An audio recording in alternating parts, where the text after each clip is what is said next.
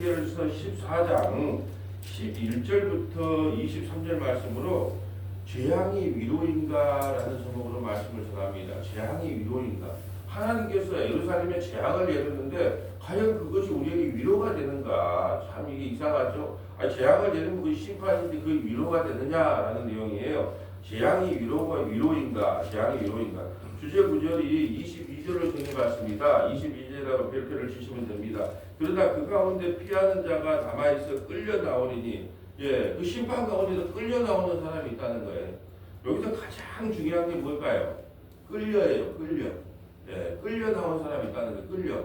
여기서 가장 중요한 핵심을 성경을 읽을 때 저는 그 핵심을 골라내는 일을 하는데, 구원받은 자는 어떤 사람이냐? 다 심판 가운데 구원받은 사람은 어떤 사람이냐?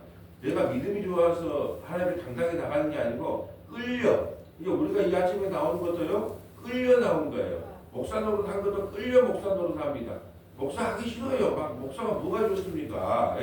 잘해도 욕먹고 못해도 욕먹고, 이게 뭐 목사 복음을 전해도 다 알아먹냐? 못 알아먹어. 그럼 답답한 심정만 있지. 그런데 하나님께서 끌려 목사 세웠고, 끌려 권사 세웠고, 끌려서 이 아침에 나왔다는 거예요. 이 신앙이라는 것은 우리가 스스로 잘하고 못하고가 아니고 하나님께서 우리를 끌고 가는 거예요. 끌고. 이리 끌면 이리 가고 저리 끌면 우리 인생 내 마음대로 사는 것 같은데 지금까지 내 마음대로 살아야 인생이 뭐가 있습니까? 끌려다니는 인생이에요. 우리 주님께. 그게 구원이라는 겁니다. 자, 그러나 그 가운데 피하는 자가 남아있어 끌려 나오리니 곧 자녀들이라. 하나님의 자녀들이 어떤다고요? 그 심판 가운데서 끌려 나와요. 마치 소돔과 고모라에 다 멸망할 때 롯과 그 가족들이 나올 때 뭐 아내는 소금 기둥이겠지만 롯이 구원받는 것은요 하나님께 끌려 나왔어요. 롯이 가자 우리 멸망한다 안 가요. 안 가. 그러니까 어떻게 천사들이 손을 끌고 나온 거예요. 끌려가지 않으면 우리 구원받을 수가 없어요. 그러니까 어떤 자가 구원받았냐? 끌려 나오는 사람. 끌려 나온 사람. 그래서 곧 자녀들이라 그들이 너희에게 나오리니 너희가 그 행동과 수행을 보면 내가 예루살렘에 내린 제약 그 내린 모든 일에 대하여 내게 위로를 받았다. 몇 사람이라도 하나님께서 다 버리는 게 아니고 자기 백성은 끌고라도 구원을 시키는구나 라고 심판받은 사람들이 보면서 위로를 받는다는 거예요. 위로를 받는다. 이게 재앙이 왜 위로냐? 어제 우리 봤잖아요. 아들은 다 징계가 있다. 그 징계가 바로 구원의 길인 것인데 우리는 징계받을 때 그 징계를 싫어하죠. 그러나 징계가 뭐게요? 재앙이 내릴 때 과연 재앙이 어떻게 위로가 되는가? 하나님의 백성들은 반드시 하나님께서 그 심판 가운데서 끌고 구원을 시키는 걸 보고 심판받은 사람들이 하나님의 백성들은 저런 가운데서도 구원을 받네.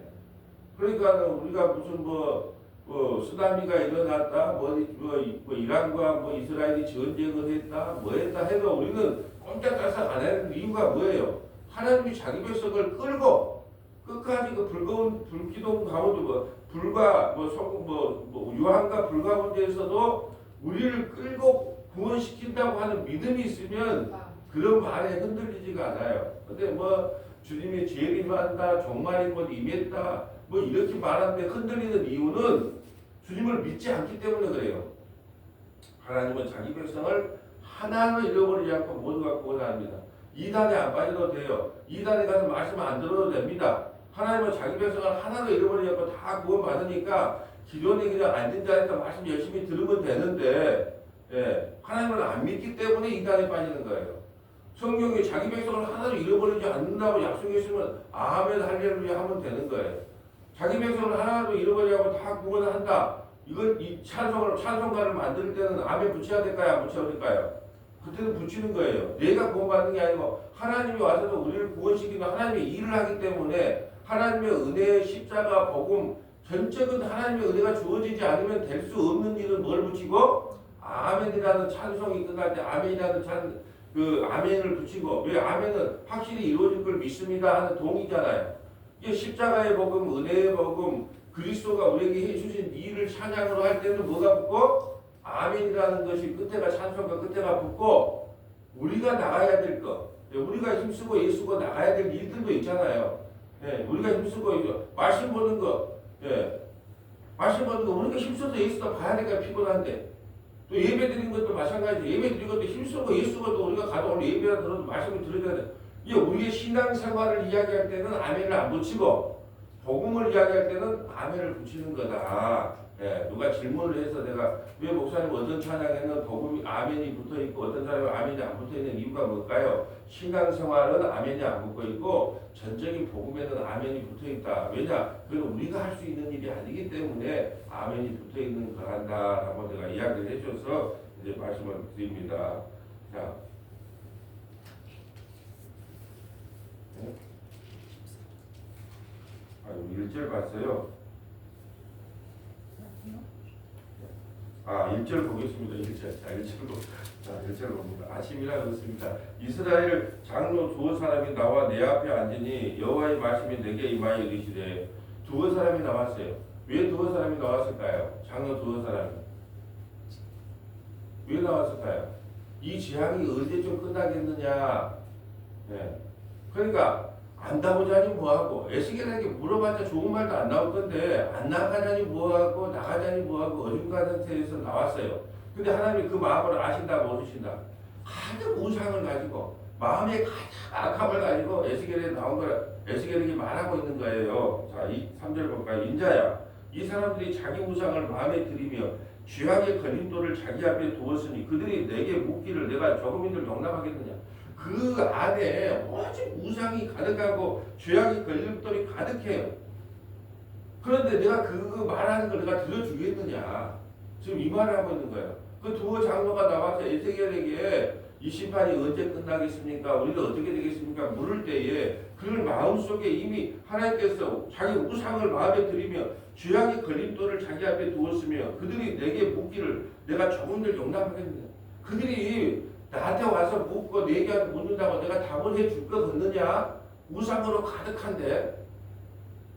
그런즉 너는 그들에게 말하여 이르라.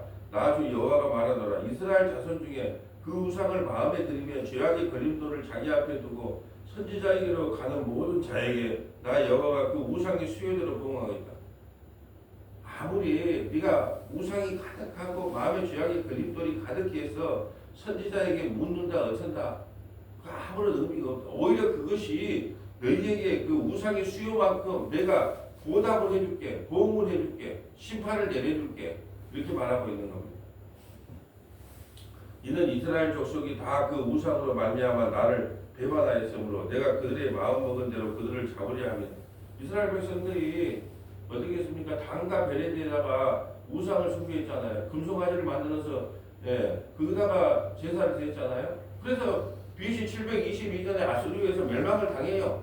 이 말씀대로 멸망을 당하고 또 이스라엘 백성들은 어떻게 했나요? 광야에 나와서 모세가 십계명 받으러 시내산 올라갈 때 출애굽기 32장에 또 아론과 그의 또 그 백성들이 금송아지 만들어 놓고 이는 하나님이야 이는 하나님이야 그랬잖아요. 거기서 모두 다 몰살 당할 뻔했어요. 몰살 당할 뻔했는데 모세가 나와서 이런 말하죠. 주님께서 힘이 없어가지고 이스라엘 백성들을 이곳에 인도해 하셔가지고 다 죽인다고 생각하면 주님의 이름이 영광이 되지 않지 않습니까? 그래서 나를 생명체에서 증언은 아니 있어도 이 백성들 좀 살려주세요. 모세의 중보 덕분에 다 죽지는 않고 살아나요. 살아난 것이 모세의 중보 때문이에요.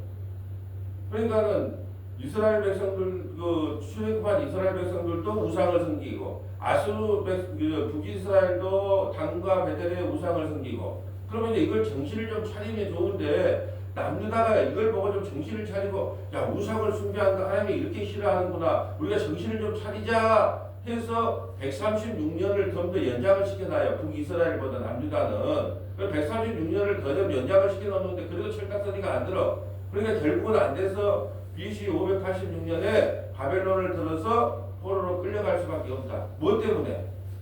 자기들의 우상과 죄악이 가득하기 때문에. 근데 이걸 심판을 내리면 뭐라고 하냐? 인혁이 잘못을 생각 안 하고 하나님이 우리를 미워했다. 하나님이 이럴 수 있습니까? 하고 또 하나님을 원망한다는 말이에요. 스스로 자기 죄를 돌이키는 사람이 없어요. 하나님이 어떻게 이럴 수 있습니까? 내가 너를 북이스라엘을 멸망시키는 걸 보여주고 136년 동안 너희 나라를 연장시켜줬지 않느냐. 그럴 때 너희가 제발 덕분에 정신 좀 차리고 우상 숭배 안 하고 했으면 좋은데 너희 그 형 이스라엘이 죽는 것을 보고 아우이 너희가 정신을 좀 차렸으면 좋은데 너희도 똑같으니까 어쩔 수 없이 내가 바벨론의 포로로 끌려가서 징계를 내려야 너희가 구원을 받는 거야. 이대로 놔두면 너희는 영원한 형벌과 심판을 받기 때문에 난 너희에게 징계할 수밖에 없어. 이게 내 언약의 약속이야 라고 하나님께서 알아듣든 못 알아듣든 그냥 실천이 나가는 겁니다. 6절 그런 중 너는 이스라엘 족속에 이르기를 주 여호와의 말씀에 너희는 마음을 돌이켜 우상을 떠나고 얼굴을 돌려 모든 가증한 일을 떠나라. 네, 주님이 말씀하십니다. 떠나라. 이스라엘 족속과 이스라엘 가운데 거주하는 외국인 중에 누구든지 나를 떠나고 자기 우상을 마음대로 드리면 죄악의 걸림돌을 자기 앞에 두고 자기를 위하여 내게 묻고자 하여 선지자에게 나가는 모든 자에게 나 여호와가 친히 응답하여 자기를 위하여 내게 묻고자 하여 자기를 위하여 이게 또 중요한 단어예요. 우리는 기도를 누구를 위해서 합니까? 다 자기를 위해서예요. 자기를 위해서. 여러분 자기를 위해 세운 것을 뭐라고 합니까? 우상이라 말하죠. 우상. 다 자기를 위해서. 그러니까 사도 바울의 기도가 에베소서를 읽다 보면 초반 사도 바울의 기도가 나오거든요. 사도 바울의 기도를 잘 한번 들어보세요. 그럼 뭐라고 하냐? 사도 바울은 하나님 내가 사역을 하는데 힘들지 않게 하세요. 고난을 없애 주세요. 환난을 없애 주세요. 예? 막 그런 거 아니었어요. 하나님의 지혜와 계시의 영이 내게 임하여 그 십자가의 높이와 넓이와 폭이 어떠한지 하나님의 사랑이 얼마나 크고 무한하신지 더 알기 원합니다. 예수도 알기 원합니다. 십자가도 알기 원합니다. 하나님의 은혜도 알기 원합니다. 이런 기도. 하나님께서 미약하지만 참 나를 좀 이쁘게 보는 이유도 그런 것 같아요. 한 10년 동안 말씀을 연구하면서 성도를 보내달라 말해본 적도 없고 재정이 어렵습니다 말해본 적도 없고 오직 제목이 하나였어요. 하나님 성경 66권 1189장 31,170장들이 기록되어 있는데 내가 저자의 의도 하나님의 의도를 알아야 하나님의 백성들에게 그대로 전할 수 있지 않겠습니까? 제발 덕분에 하나님의 저자의 의도가 무엇인지를 나에게 좀 깨우쳐 주세요. 10년 동안 기도가 그거였어요. 근데 이제 10년이 정도 지나니까 이 같은 말이 계속 반복돼서 내가 이제 더 이상 골방에 있을 이유가 없겠구나. 그래서 이제 안 했지만은 이렇게 이게 저자의 의도를 아는 것. 그러니까 저는 여러분의 편에서 말씀을 전하는 게 아니고 저자의 의도, 하나님의 편에서 하나님의 말씀을 그냥 있는 그대로를 전하니까 하나님께서 아마 그걸 좀 기뻐받지 않았는가.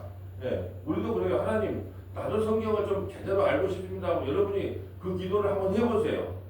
마음 먹고 몇 달이라도 하나님 아무 기도하지 말고 하나님 나 기도 제목이 오직 성경 66권 1189장 31,170장을 하나님의 의도가 무엇인지 알고 싶다. 그것만 기도한다고 하면 왜 안 들어주겠느냐 내가.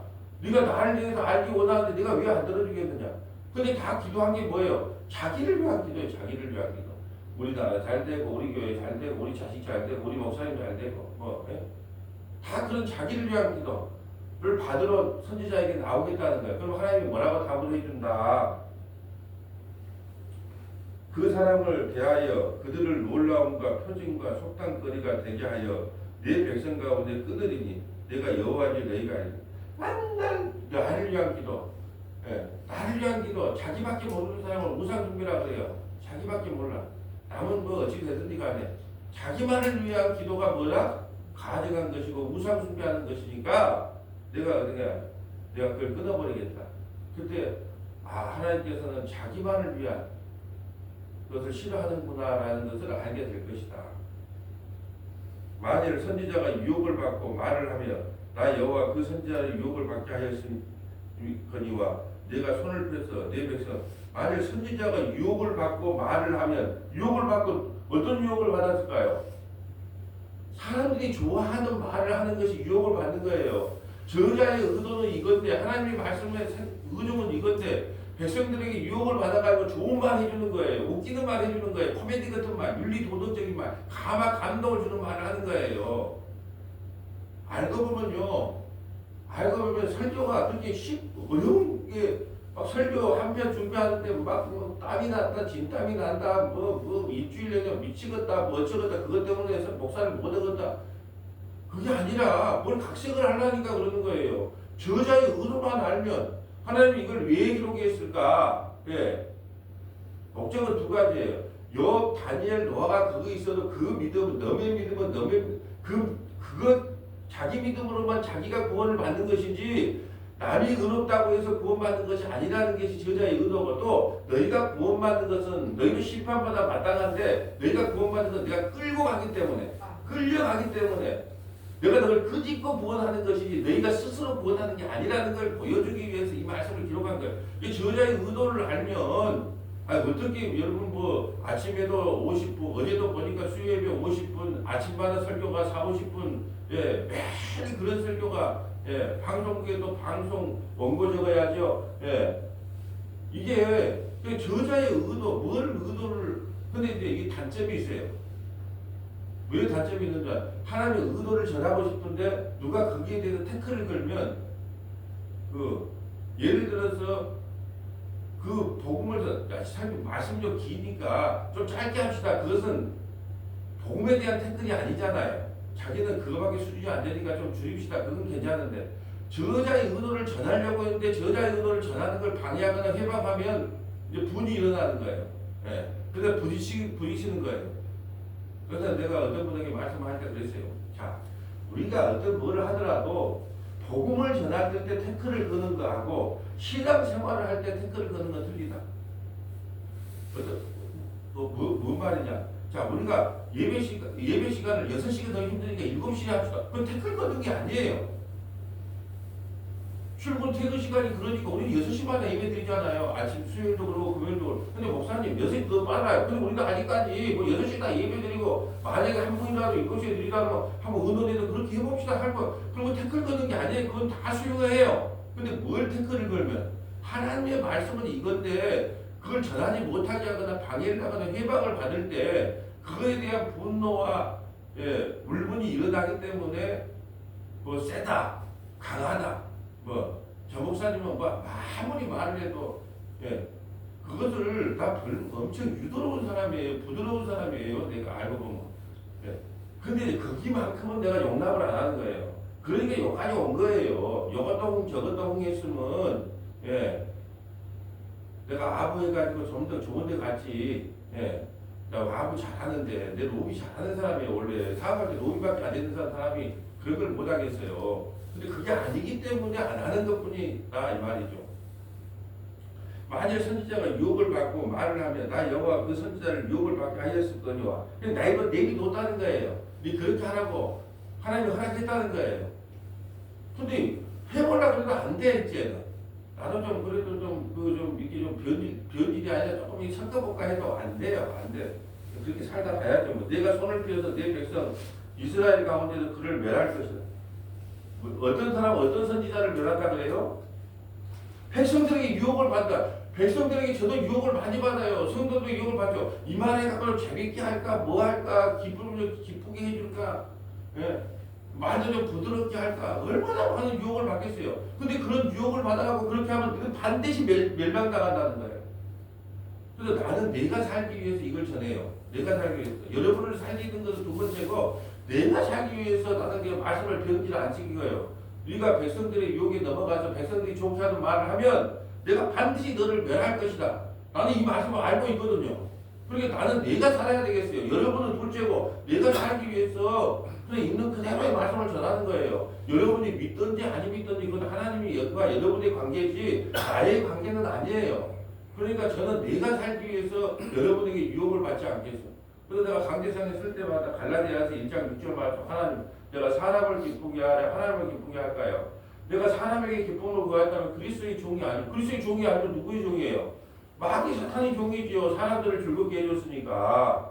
예. 그 말을 한날 머릿속에 되새기고 옵니다. 오늘 그러잖아요. 내가 백성이 유혹을 받아서 백성이 좋은 말. 에레미야 선지자는 반드시 너희들은 멸망한다. 그러니까 항복하고 제발 덕분에 시신적 바빌론 포로 생활 좀 해라. 거짓 선지자들은요. 우리 절대 안 망합니다. 망하더라도 인정만에 돌아옵니다. 전부 백성이 유혹을 받아고 거짓 선지자들 딱 거짓을 얘기했단 말이죠. 아합과 여호사밧이 연합 했을 때 전부 거짓 선지자들은 이번에 승리합니다. 승리하리라. 미가야는요. 이번에 가면 당신은 죽으리라. 아합에게 죽으리라. 그러니까 누가 좋아하는 말이 없어요. 그래도 뭐예요? 하나님 말씀을 그대로 전해야 되는 거예요. 왜요? 그것이 사는 길이거든요. 내가 살 수 있는 유일한 길은 있는 그대로를 전하는 겁니다. 10절 선지자의 제약과 그에게 묻는 자의 제약이 같은 줄 각각 자기의 제약을 선지자의 제약과 그에게 묻는 자의 제약이 각각 자기의 제약을 이게 무서운 말이거든요. 말씀을 전하는 사람도 누구 때문에 저예요? 성도들이 그걸 기뻐하래. 예화를 들거나 무수기 소리를 하거나 막 감화 감동을 주는 거 성도들이 좋아하니까 그 좋아하는 거 우리 목사님 설교 잘해 그 사람도 멸망할 것이요. 그렇게 복음을 전하지 않고 감화 감동 예화 웃기는 이야기 하는 사람도 멸망할 거라는 말이에요. 쌍쌍으로 멸망한다는 거예요. 여러분 수요가 있으니까 공급이 있습니다. 강대상에 와가지고 정치는 정치인들이 하게끔 좀 나누지 왜 강대상에 서면서 아들의 눈물을 흘리면서 뭐 정권이 어떻고 뭐 어쩌고 막 그냥 막 그렇게 왜 정치를 막 눈물을 흘리면서 왜 정치 이 강대상에서 하냐는 거예요. 그러면 누구 하나 목사님 우리는요 예수 그리스도와 십자가가 어떤 건지 그 복음을 좀 들으려고 여기 왔지 뭐 정권이 어쩌고 누가 어쩌고 그런 이야기 들으려고 온 것이 아닙니다. 단 정신 차린 장로 한 사람만 있어도 그것을 멸망해도 구원받을 수 있어요. 근데 듣는 사람도 가만히 있고 말하는 사람은 자기 그냥 소견대로 말을 하고 그러니까 지금 이게 지금 무서운 심판의 이야기예요. 너희가 백성의 유혹을 받아서 목사인 니도 말씀을 변질했고 듣는 너희들도 그걸 좋게 여기면 그 쌍쌍이 다 지옥 간단 말이에요. 이런처럼 무서운 말이 어디가 있어요? 여러분 생각을 해보세요. 성도가 10,000명이 모여있고 20,000명이 모여있는데 쌍쌍이 목사도 지옥 가고 듣는 성도도 지옥 간다는 말이 얼마나 무섭습니까? 차라리 한 10명 모여있어도 복음만을 전해서 구원을 받고 나도 구원받고 당신도 구원받는 게 좋은 것이지 많이 모여갖고 그래서 이게 지금 너무나 심판의 말이거든요. 무서운 말이에요.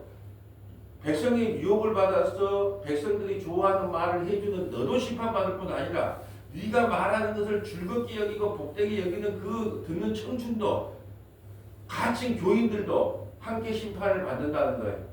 그럼 어떻게 해야 될까요? 내가 백성의 유혹이 심판을 안 받아야 유혹을 안 받아야죠.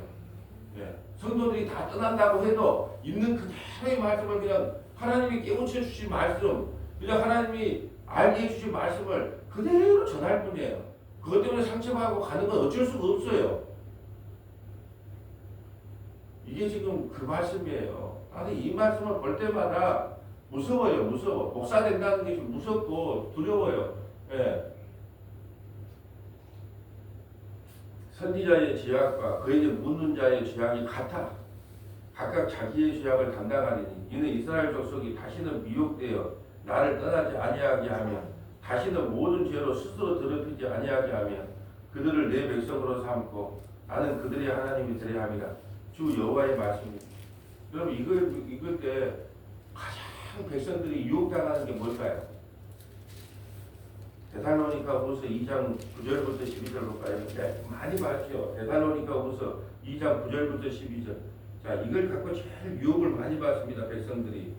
자, 잘못된 목회자에게 유혹을 제일 많이 받는 게 데살로니가후서 2장 9절이에요. 악한 자의 나타남은 사탄의 활동을 따라 모든 능력과 표적과 거짓 기적과 불의의 모든 흠입으로 멸망하는 자들에게 있으리니 이는 그들이 진리의 사랑을 받지 아니하여 구원함을 받지 못함이라. 자, 가장 백성들에게 유혹받는 게 뭐냐 그러면 이 목사를 무당 점쟁이로 만들어요. 무당 점쟁이가 뭐냐면 목사님 이번에 우리 아들 합격하겠어요. 이번 사업하면 될 것 같아요. 근데 말을 했어요. 이루어진다 안 이루어진다. 왜요? 50대 1이잖아요. 아니 2분의 1이잖아요. 50%도 되잖아요. 그 이루어졌어. 그럼 와 우리 목사님이 말하는 건 확실히 되더라. 목사님 이번에 아들 날까요? 딸 날까요? 딸. 근데 딸이 나오네. 이루어졌네. 이런 것을 믿지 말라는 거예요. 목사는 그러려고 목사 세워진 게 아니에요. 사업을 성공하든 실패하든 아들로든 딸로든 목사한테 목사를 무당 점쟁이로 만드는데 대부분 성도들은 목사가 하나님과 친하니까 그 점쟁이 노릇을 할 줄 알고 생각을 하는 거예요. 그래서 예수 점쟁이들이 너무 많아요. 같이 기도 많이 한다는 사람, 기도 많이 한다는 권사님, 기도 많이 한다는 여자 목사님, 다 그렇지는 않지만 같이 기도 많이 한다는 사람. 권사님은 한 20시간 기도할 거예요. 기도할지 모를 거예요. 그 사람이 응답받으면 좀 다를 거예요. 개뿔이 달라. 뭐, 다 똑같이. 예. 아니, 성경 말씀을 보고 믿어야 될 건데, 기도 많이 한다는 목사님 있고, 기도 많이 한다는 권사님 있고, 그게 뭐, 믿음이에요, 뭐예요? 그게 미혹당하는 거예요. 근데 진리를 가려버리는 거예요. 말씀 안으로 못 들어오게 하는 겁니다, 그게. 그게 가장 큰 미혹이에요. 그러니까 저도 여러분에게 거룩한 목사처럼 흉내는 낼 수 있겠죠. 아무리 내도 안 돼요, 저는 그게. 근데 거룩한 목사 흉내 내고 싶으면, 자, 우리 목사님은 항상 거룩한 모습이야. 예, 누구보다도 안 필요하지. 아침에 열심히 기도하고 있는 모습. 예? 저분은 욕도 안 할 거야. 막 성질도 안 부릴 거야. 막 그러면서 막 가면을 쓰고 막 여러분의 그 모범이 되고 싶은데 성질 자체가 그게 안 돼요. 예. 그러니까는 오히려 그냥 있는 그대로의 모습을 보여주는 것 같아. 근데 많은 목회자의 세계에서 성도들이 많이 좀 감추고 좀 거룩한 모습도 보여줘야 되고 뭐 해야 되는데, 아니 그 생계 보고 모습이 그렇게 안 되는 걸 어떻게 그렇게 합니까? 그냥. 예? 다 인간은 거기서 그겁니다. 내가 그래서 말했잖아요. 목사가 포지션의 차이지. 예, 여러분보다 뭐 윤리적으로 깨끗하고 뭐 선하게 살고 뭐 그래서 목사 세운 게 아니라, 그래서 어떤 분한테 나는 목사 세운 것은 내가 믿음이 제일 없기 때문에 목사 세웠다. 나는 목사가 안 됐으면 아침에 택도 없다. 주일 예배라도 나가는 게 다행이다. 이제. 근데 하나님이 나를 뭐 믿음이 없는 줄 아시고 목사를 세워서 말씀도 포기하고 말씀도 인도하게 하고 남의 성도를 위해서 기도하기도 하고, 내가 믿음이 없기 때문에 하나님께서 목사 세웠다. 그래서 어찌 보면 믿음이 제일 없는 사람들이 목사다.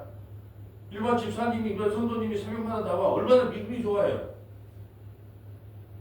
이제 목사는 믿음 없는 사람을 목사로 세워서 꼼짝할 사람 보다. 담임 목사가 학교 안 나가면 안 되잖아요. 학생들이 기다리고 있는데.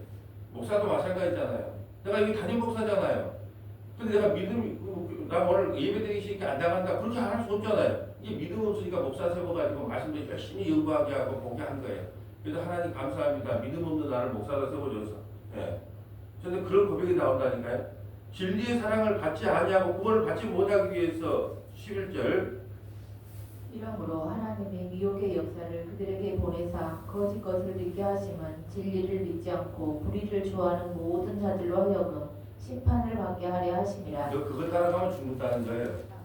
너 미혹받은 거짓 선지자 따라가면, 기적이적 표적 따라가면 너 죽는다는 거예요. 그거 지금 경고하고 있는 내용입니다. 자, 오늘 보면 12절 볼까요? 여호와의 말씀이 또 내게 임하여 이르시되 인자야 가령 어떤 나라가 불법을 행하며 내가 범죄함으로 내가 손을 그 위에 펴서 그 의지하는 양식을 끊어 기근을 내려 사람과 짐승을 그 나라에서 끊는다 하냐. 자, 하나님께 불법을 해서 내가 다 양식과 짐승을 다 죽여버린다는 게 끊는다 하냐. 비록 노아, 다니엘, 욥 이 세 사람이 거기 있을지라도 그들은 자기의 공의로 자기 생명만 거지니라. 나 주 여호와의 말씀이다. 연자제가 없다는 말이에요. 연자제가. 지금 연자제가 없다. 자기 믿음으로 자기만 구원받는데 비록 노아, 다니엘, 욥 이 사람이 거기 있을. 노아는 어떤 사람이에요? 120년 동안 방주를 지었어요. 세상 사람들에게 미친놈 소리를 들었습니다. 아들 서희, 마누라, 그 며느리 서희 8명이 방주 짓는다고 아침에 눈만 뜨면 저 산꼭대기에 올라갑니다. 나는 며느리 어떤 며느리 그 집에 시집 왔을까 혼자 생각해봤어요. 나 참 이상한 생각을 많이 해. 며느리 어떤 며느리가 왔을까요? 좋은 집 며느리가 왔을까요? 얇은 집 며느리, 네가 어디 가면 그저보다 저 미친 집안에 만날 3만 아버지 따라서 저기 만날 배 짓고 있는 저기에다가 그냥 네 시집 가라. 못난이 쪼다들이 며느리가 됐을 것 같아요. 내 생각에는. 예.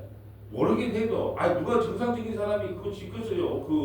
그러니까 정신 이상한 시아버지, 정신 이상한 시어머니, 그게 정신 이상한 아들 서희가 있는데 야, 네 그냥 시집도 못 갈 거니까 네 그거 가서 시집 가라. 그랬을 것 같지 않느냐 혼자 생각해 그래요.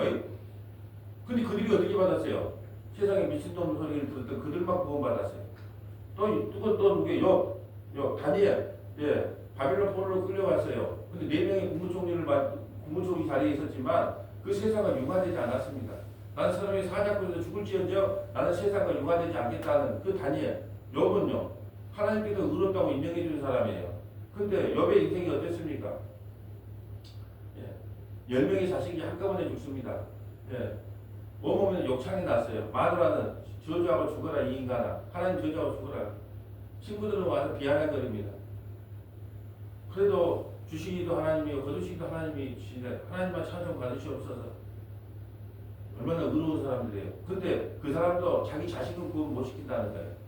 자기 어머니 아버지는 구원 못 시킨다는 거예요. 자기 믿음으로 자기만 구원받는 거예요. 어떤 사람이 그래요. 할머니가 믿음이 좋으니까 나가 우리 할머니 치마만 잡고 있어도 천국 갈 거야. 택도 없는 소리예요. 우리 마누라가 믿음이 너무 좋아. 새벽에 나와 수요일에 나와 금요일 나와. 그러니까 나도 마누라 치마자루만 붙잡아서 천국 갈 거야. 택도 없는 소리예요. 자기 믿음으로 자기만 구원을 받아요.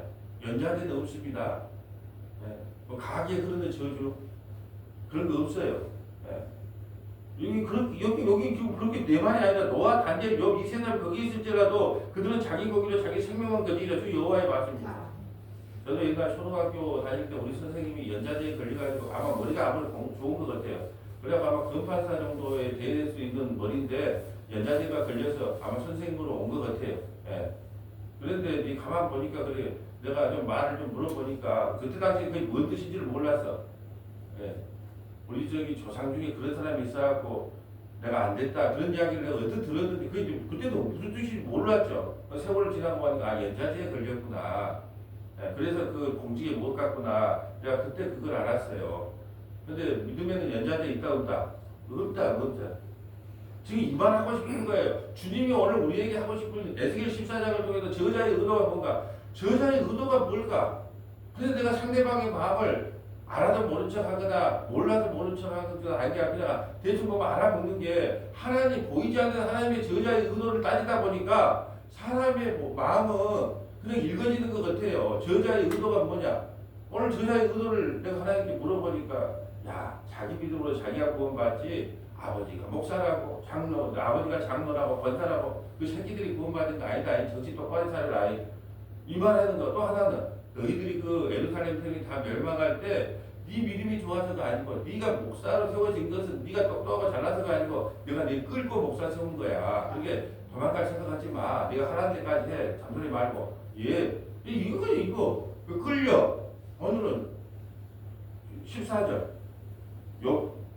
노아 다니엘 욥 이 세 사람이 자기 믿음으로 자기만 구원받지 남을 구원시켜 줄 수도 없다. 이거 이제 한 게 하는 거예요. 그러면 여러분은 잘 읽어도 모르잖아요. 그러면 여러분이 듣고 대체 들어보니까 또 두 가지가 저자의 의도인 거네. 또 배우고 가는 거 저는 열심히 연구하고 여러분 열심히 들어주면 되는 겁니다. 15절 가령 내가 사나운 짐승을 그 땅에 다니게 하여 그 땅을 황폐하게 하게 하여 사람이 그 짐승 때문에 능히 다니지 못하게 한다 하자. 무슨 짐승을 풀어서 아마 그 거리를 못 다니게 한다는 이야기인 것 같아요. 비록 이 세 사람이 거기 있을지라도 나의 삶을 두고 맹세하노니 그들도 자녀는 건지지 못하고 자기만 건지겠고 그 땅은 황폐하리라. 주 여호와 아무리 의로운 노아 다니엘 욥이 있어도 자기 자녀는 건지지 못해요. 자기 믿음은 자기 믿음 마누라 아무리 사랑하고 남편 아무리 사랑해도 안 돼요. 자기 믿음은 자기만 구원받아요. 근데 믿음은 하나님의 선물이에요. 내가 믿으라 할 수가 없어요. 하나님이 선물을 줘야 믿지. 가령 내가 칼이 그 땅에 임하게 하고 칼은 심판을 상징한다고 내가 저기 밴드에다 다 올려놨어요. 하나님의 언어, 성경의 언어가 의미하는 내용이 뭔지를 칼은 뭐고 불은 뭐고 물은 뭐고 다 올려놨어요. 관심 있는 분들은 책을 보고 밴드에다 연수문학의 밴드에다 다 올려놨어요. 칼이 뭘 의미하는지 물이 뭘 의미하는지 불이 뭘 의미하는지 다 올려놨단 말이에요. 이제 그 의미만 알면 칼 나오면 심판을 지금 준비하고 있구나 라는 걸 그냥 알 수가 있어요. 관심이 없을 뿐이지. 가령 내가 칼이 그 땅에 임하게 하고 명령하기를 가라 그 땅에 돌아다니라 하고 내가 사람과 짐승을 거기를 끊는다 하자. 비록 이 세 사람이 거기에 있을지라도 나의 삶을 두고 맹세하노니 그들도 자녀는 건드지 못하고 자기만 건드리라. 나 주 여호와의 말입니다. 자기 믿음 갖고 자기가 구원받는 것이 아무리 내 믿음이 좋다고 자식까지 구원시킬 수도 없어요. 우리 그냥 자식을 위해 기도할 뿐입니다. 천국 가면 자식도 없어요. 마누라도 없어요. 남편도 없어요. 이 땅에서 마누라하고 자식이지. 죽을 때 자식이 같이 날 죽어주지 않아요. 마누라가 아내가 남편이 대신 죽어주지 않아요. 죽을 때 올 때도 혼자 왔지만 죽을 때도 혼자 갑니다. 이걸 잊어서는 안 된다는 거예요. 가령 내가 그 땅에 전염병을 내려 죽임으로 내 분노를 거기에 쏟아 사람과 짐승을 거기에 끊는다 하자. 비록 노아 다니엘 욥 거기에 있을 때 욥이 거기에 있을지라도 나의 삶을 두고 맹세하노니 그들도 자녀는 건지지 못하고 자기의 공기로 자기의 생명만 건지니라. 주 여호와의 말씀이니라. 주 여호와께서 이와 같이 말씀하시되 내가 나의 네 가증한 벌곧칼 기근 사나운 짐승 전염병을 예루살렘에 함께 내려 사람과 짐승을 끊으리니 그 해가 더욱 심하지 아니하겠느냐. 예루살렘은 완전히 심판을 내리겠다는 거예요. 그때 심판 중에서도 구원받은 사람이 있다는 겁니다. 그 사람이 누구냐? 22절. 그러다가 우리의 구원이에요. 그 가운데 피하는 자가 남아있어 끌려 나오리니. 지금 에스겔 14장에서 두 단어예요. 아무리 큰 의인이라도 자기 믿음으로 자기만 구원받지 자녀를 구원시킬 수 없다는 거 하나는 그러면 심판 중에서도 어떻게 그들이 구원을 받았나요? 다니엘, 욥, 노아, 다니엘, 욥이 어떻게 구원을 받았나요? 그들도 끌려서 구원을 받았고 여기 이 자리에 앉아있는 저와 여러분도 끌려서 구원을 받는 거예요. 이게 하나님의 은혜입니다. 어디 감히 내가 믿음이 이 정도니까 목사가 되고 믿음이 좋으니까 목사가 되고 아이고 정직하고 깨끗하고 의로우니까 목사가 되고 내가 이렇게 목사 돈을 했으니까 천국을 가고 그런 게 어디가 있어요. 그냥 끌려간 인생일 뿐이지. 끌려 나오리니 곧 자녀들이라 그들이 너희에게서 나오리니 너희가 그 행동과 소행을 보며 내가 예루살렘에 내린 죄악고 그 내린 모든 일에 대하여 너희가 위로를 받을 것이니 끌려 나온 사람들이요 심판받는 걸 보고 또 위로를 받는데요. 아 하나님 나는 죄인이었는데 죽어 마땅한데 저들과 함께 죽어 마땅한데 주님이 나를 끌고 와셨어. 날 구원하셨네요. 위로를 받네. 재앙 가운데서 위로를 받는다는. 그러니까 오늘 제목이 뭐예요? 과연 재앙이 위로인가? 재앙 가운데서 위로를 받는 거예요. 너희가 그 행동과 소행을 볼 때 그들에 의해 위로를 받고 내가 예루살렘에 행한 모든 일이 이유 없이 한 것이 아닌 줄을 알리라. 주 여호와의 말씀이니라. 자, 그럼 어제 수요일날 예배 때 봤던 것을 또 한번 볼 수밖에 없죠. 뭘 볼 것 같아요? 징계는 당시에는 다 힘들고 괴로워 보이나 징계가 없으면 뭐예요? 사생자예요. 그러니까 뭐예요? 환난이 과연 재앙이 위로인가라는 것은 우리에게 징계가 오고 우리에게 환난이 왔을 때 우리가 그걸 어떻게 받아들일 마음의 자세가 어찌한가를 보는 거예요. 그래서 히브리서 12장 1절부터 13절 볼까요? 히브리서 12장 1절부터 13절 이거 보고 마치려고 합니다. 오늘 재앙이 위로인가? 우리에게 징계가 위로인가? 이걸 이렇게 바꿔본 거예요. 과연 징계가 심판인가 위로인가? 히브리서 12장 1절부터 13절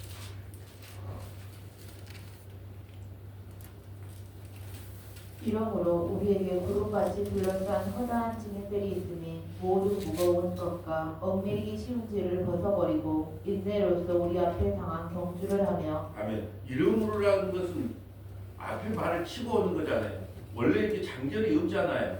그러니까 히브리서 11장에 믿음의 선진들이 아주 고난과 고통 가운데 삶을 살아요. 근데 그러므로가 연결되는 이러므로 그들이 어떤 삶을 살았냐?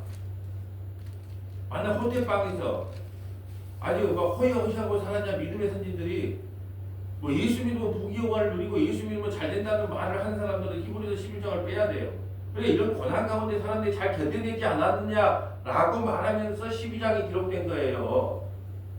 자, 다시 한번 12장 1절 읽어주세요. 이러므로 우리에게 구름같이 둘러싼 흔한 증인들이 있으니 모든 무거운 것과 얽매이기 쉬운 죄를 벗어버리고 인내로서 우리 앞에 당한 경주를 하며 믿음의 주요 또 온전하게 하시는 예수를 바라보자. 그는 그 앞에 있는 기쁨을 위하여 십자가를 참으사 부끄러움을 개의치 아니하시더니 하나님 보좌 우편에 앉으셨느니라. 너희가 피곤하여 낙심하지 않기 위하여 죄인들이 이같이 자기에게 거역한 일을 참으신 일을 생각하라.